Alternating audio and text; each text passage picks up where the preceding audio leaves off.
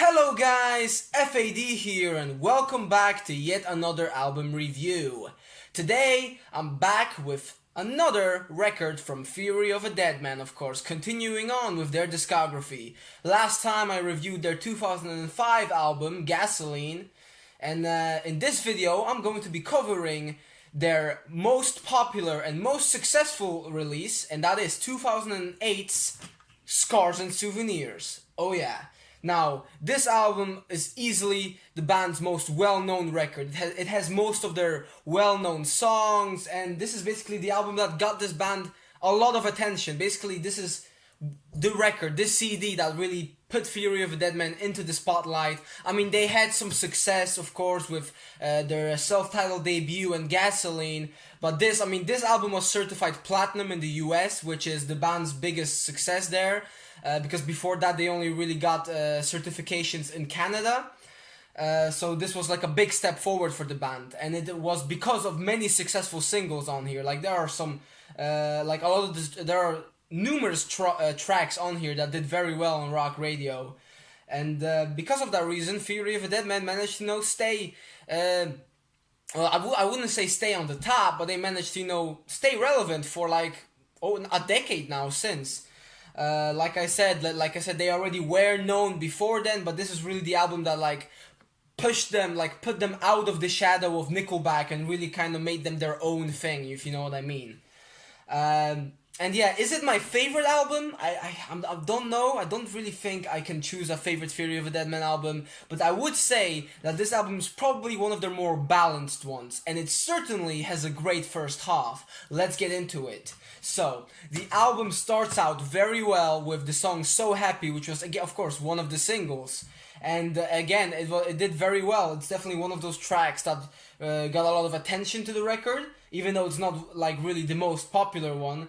It's just a catchy song. It's like it's basically your typical Fury of a Deadman track about it's a breakup song and it's about hating your ex and stuff like that. I mean, the song title is So Happy because instead of being all sad and depressed about your ex-lover going away, you're happy that she's gone. You're happy that you've thrown her away. And there's this attitude to the song, which some people might not like. Some people might call it a bit cocky, cheesy, but I really like this track. It's a good way to start the album. It starts out like the very first few seconds that you hear on this record are like this little like angel-like singing from Tyler. Like, I don't know, it's weird, but it kind of like it kind of makes you think like you're like in this safe place. It's gonna start out nice and cozy, and then all of a sudden the guitar kicks in, and you start off with a nice rock song, and that's just a great way to open up the record.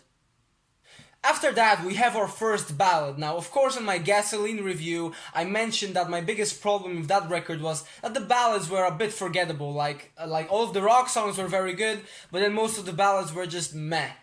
But on this album, we start off very well. The song By the Way, track 2, is a great song.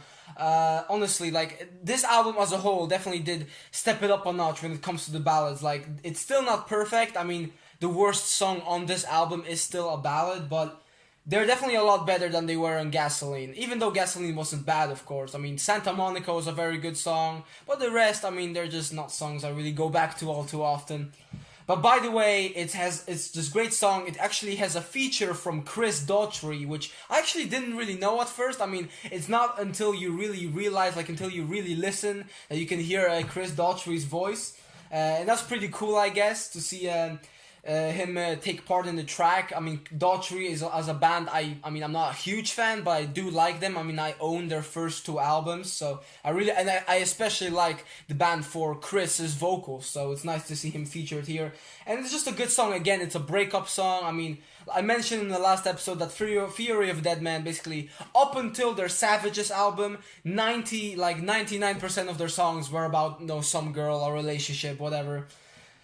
Which, I mean, I'm not hating them for that. I mean, if they can pull it off well every time, then why change it? I mean, don't, if it ain't broke, don't fix it, right? But yeah, like I was saying, it's a breakup song about this girl that left you without saying goodbye, just like that. You wake up and she's gone, and you can definitely, like, I really like the chorus in this one because you can like sense like the emotion and the desperation and slight anger. How Tyler's like, by the way, you left without saying goodbye to me, and all that kind of stuff. And it's definitely a very memorable song. So right there, you already got a great start to the album. But it doesn't stop there. After that, we got track 3, Got It Made, which is a bit more of a positive song now. It's a song about, running away with your lover, and as long as you're with them, everything is alright. Everything is a-okay. As long as you've got each other, you've got it made. It's a very nice song.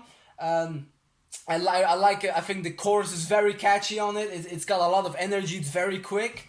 And again, just a very nice song. Like the band, like the album starts off very strongly, very consistent so far, and it doesn't stop there. Yeah, we are going on with another ballad, track 4, Not Meant to Be. Now, this is probably one of the most well-known songs from the band. I'm pretty sure this song alone, this single, got certified platinum in the US, so that's already a big achievement. Not Meant to Be, again, of course, like, you can guess from the title what it's about. It's about a relationship that unfortunately has gone wrong. Even though you wanted it to work out all this time, it just seems like every time it's one step forward and 2 steps back. And at the end of the day, it just seems like it's not meant to be. The relationship, it's just not meant to happen. I mean, it's just written in the stars that this thing that you had is just gonna break.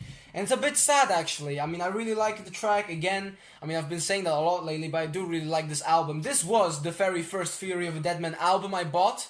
Not like the first song I heard from the band was Nothing Could Come Between Us, but then this was like the first album I listened to in whole, and the first album I actually bought as a CD. So for that reason, I do have a little nice special place right here for it. I mean, it really introduced me to Fury of a Deadman. I mean, I really used to like them back in the day. Now, not as much, probably because of their newest album. Like, my liking for them has gone down a bit, but it's still a solid band.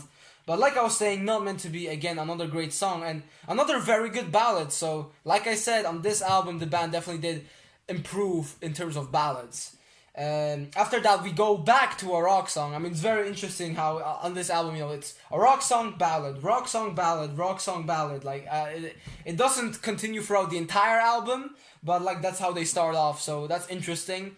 Like, I'm not sure what to think of it. I mean, it's better than putting multiple ballads next to each other. Like, that's something I never really like when a band does that, but yeah, I guess it can be kind of annoying for some people, maybe constantly switching between moods, like rock song, full of energy, and then, a mellow ballad. But whatever, I don't have a problem with it personally, so, I mean, if you do, tell me in the comments below. But yeah, after that, we do have the song Crutch, and again, another highlight, definitely. A very underrated song, actually. Just a very catchy song. I really love the chorus. And you guys all know I'm a sucker for a good chorus, and it's just a song again filled with energy. I mean, you can feel the anger in Tyler's vocals on this, as he's just angry that this girl, that he really likes, and he wants to help her, he wants to be there for her, but he just feels like he's being used by her as this emotional support. I mean, meanwhile he wants to be something more, and it's a song that people can relate to. Maybe it's something that can happen. You want this girl, you want to be there for her, you want to be the guy, but then it's just she just uses you as someone to like take out all of her emotions on, if you know what I mean. So I like the topic of the song. Again, I mean, nothing really too special. It's another song about a girl, but like most of the songs on this album are. So what can you expect? Again, it's definitely still a very good song. And after that, going back to another ballad, All or Nothing. Now this is, again, it's a bit more mellow than the previous ballads. It's a bit softer, but again, it's a sweet song. It's positive about the relationship, and yeah, it's just very nice to listen to. It's soft, but there's nothing wrong with it. It's actually memorable. It has a very nice chorus. It's very neatly written, in my opinion, and it's just basically a song about, there is this girl, you really like her, and it's just all or nothing. Either you're gonna be with her or not, and you want to, give it one good shot, at this relationship. And it's just very well written, like I said. It's very sweet. and yeah, just a very romantic track as a whole. And yeah, definitely one of my favorites. I mean, then again, like I just love the entire first half of the record. Like it has such a solid first half. Unfortunately, however, after All or Nothing, we go to the song Heaven Little by Little. Now, this is not necessarily a bad song. It's a ballad, but it's just again, it's very forgettable. Like I'm not gonna lie, whenever I listen to this album, like as a whole, 9 out of 10 times when I get to this track, I'm skipping it. I'm sorry, like it's not bad. Like I said, there's nothing all that wrong with it. It's just nothing really happens throughout the entire song. And you know, some people might like it. I mean, I've read all like I remember like listening to the reading up on this album back in the day online, and people actually do like this song. But I don't know, it just doesn't do it for me. It really reminds me of like some of those forgettable ballads from Gasoline, like on that album. It's like you can really like it really fits in with those songs. And like I said, it's just the weakest track on the album. I mean, again, I'm not gonna say it's shit. It's not, but just doesn't really do it for me. Definitely the weakest song on here that's to offer. However, that's no problem, since right after that we go straight back into the action with Bad Girlfriend. Now, this could possibly be the band's most well-known song. Again, was very successful on rock radio, going #1. And well, again, I mean, a song titled Bad Girlfriend, you can't really expect any super like spectacular writing from it. I mean, it's just one of those songs. It's one of those songs about, you know, about a girl, about, you know, this very sex-oriented track that, you know, you've heard from other bands, you know, the Hinders, the Nickelbacks. And, you know, that it's one of the reasons why people, you know, give shit to Fury of a Deadman. But, you know, if you guys seen my reviews of Nickelback albums and Hinder albums, then you know I don't have a problem with these kind of songs. And again, this is just a very, very enjoyable track for me. It's filled with energy. I love the guitar riff on this. It's super. It's just like, it just gets stuck in my head every time, and I can't help but go crazy, especially when it gets to the bridge, you know, when you have the solo. It has a good chorus, you know, like the vocals from Tyler just really work on this track. You know, she likes to pull my hair when I make her grind her teeth. And it's like just a very fun track. I mean, it's not something that's meant to be taken too seriously again. It's just a fun listen, and that's all I can really say about it. Definitely a highlight from the record. One of the band's most well-known songs, and well, it's a good reason for it. It's a very good track. After that, we have another very popular song, actually, called Hate My Life. Now, this, in terms of tone, this is a different song. It's not really an all-out rock song, but at the same time, it's not really a ballad either. It's a bit middle ground, but it's just a good song. I mean, the song title is called Hate My Life, and you know, despite, you know, the fact that the song title might suggest something a bit depressing, it's actually a bit of a fun song to listen to. It's actually a bit kind of funny. It's basically just Tyler complaining about daily things, like having to go to work and hating his boss, and like other stuff in life, and just hating your life, you know, like hating your average friends, and the fact that, you know, your wife always wants you to buy new things even though you don't have the money for them, and all that kind of stuff. And it's like, I hate my life, you know, not really all too seriously, just like a bit, there's a sense of sarcasm in there, but it's just a fun song again, just like Bad Girlfriend, not something that you really listen to, like, yeah man, I hate my life. Like, maybe you can listen to it, like if you're just feeling a bit pissed off, like maybe you come back from a bad day of work, you put this on, you're like, yeah man, life sucks a bit, but not really anything all too, you know, depressing, or like, oh my god, Jesus Christ, that was very cringy, I'm sorry. But again, just a very good, very, very good song, and definitely one of the more memorable ones. After that, we have track 10, Little Smirk. Now, this is easily one of the most underrated songs on here. It is one of my favorites. And like the first time I heard it, man, it got stuck in my head, and I played it on repeat up to the point that I actually got a bit sick of it. But that doesn't change the fact that it's definitely a very good track. I mean, again, just a very energetic rock song with a very quick chorus, and basically, you know, the topic is simple. Tyler, man, you come back home. You see your loved one with another man, and you're pissed off, and the one thing you see is, like, instead of her being shocked, she's looking at you with a little smirk. And then you go out and have your revenge, and like the chorus is all about getting your revenge on her for cheating. Like, you lucky, like well, I can't really think of examples like burning all of her clothes, locking her out in the front yard, that kind of stuff. Like taking her credit card, like all those petty things. It's like it is a petty song, but I mean, can you call it petty? I mean, she did cheat on the guy, but it is a very fun song to listen to again. Maybe if you're going through a breakup, maybe if something like this really did happen to you, like you got cheated on, this could be like a good song to listen to. Just to take a bit of that energy out, because it's a very energetic song.